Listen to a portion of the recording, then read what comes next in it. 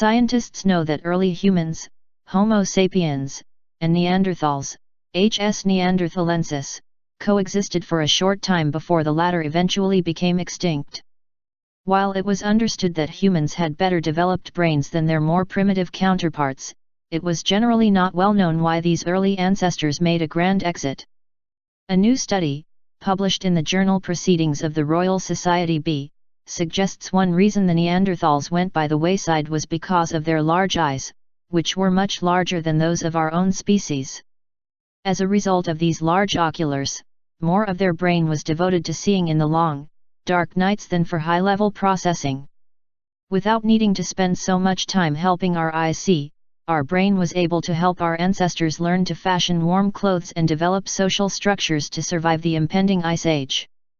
While Neanderthals had the same size brain as our early ancestors, theirs were organized much differently and focused not just on vision, but also on control of the body, which may have played a part in their demise. So the long-lived debate over why Neanderthals suddenly vanished from the Earth about 28,000 years ago may finally be solved. For the study, Professor Chris Stringer of the Natural History Museum, along with Eilund Pearce and Robin Dunbar of the University of Oxford, examined the skulls of 25 Neanderthals and 39 modern humans, all between 27,000 and 200,000 years old. The team analyzed measurements of the inside volume of the skulls, eye socket widths, breadths and volumes, allowing the team to get a good estimate of the size of the eyeballs and visual cortices, brain areas associated with vision. The measurements confirmed that HS neanderthalensis eyes were much larger, on average a quarter-inch larger than those in H. sapiens. Although this seems rather insignificant, Pearce noted that it was enough to ensure that Neanderthal brains were working harder on processing visual information than on other more important areas.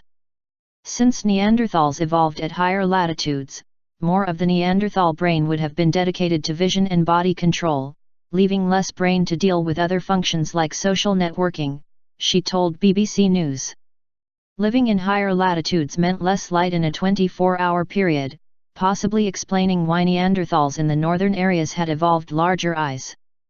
For comparison, Pearce noted that modern humans living in the higher latitudes also have larger eyeballs and visual cortices than their more equatorial peers. Previous research has shown that Neanderthals also had bigger bodies than modern humans, and as such their brains had to focus more on body maintenance and control.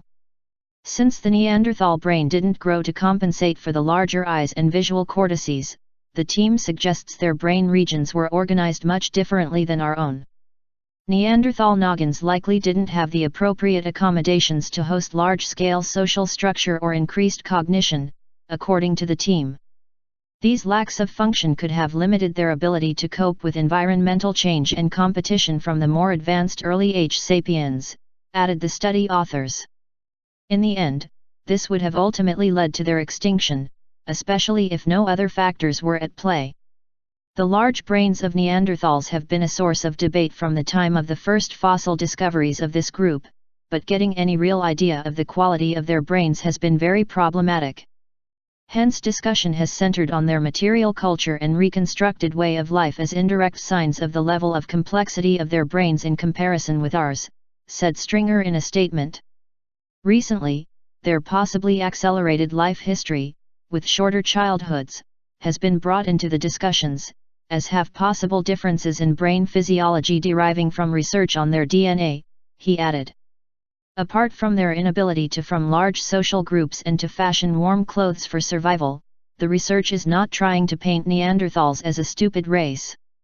Dunbar, who was also part of other emerging research portraying the early relatives of H. sapiens as intelligent beings, said the new study made sure to not lean toward a stereotypical image of Neanderthals, one that is often portrayed in Hollywood as them being stupid and brutish creatures.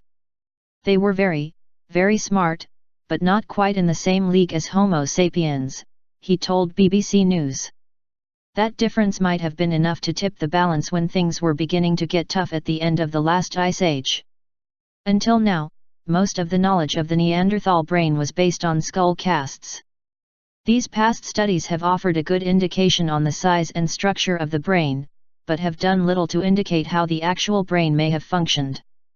The latest study is an imaginative approach in trying to address this issue. The new study concurs with other research that has shown a larger eye size in primates is proportional to the amount of brain space devoted to visual processing. That research led Stringer and his colleagues to assume the same would be true of Neanderthals. Our study provides a more direct approach by estimating how much of the Neanderthal brain was allocated to cognitive functions, including the regulation of social group size. A smaller size for the latter would have had implications for their level of social complexity and their ability to create, conserve and build on innovations, concluded the authors.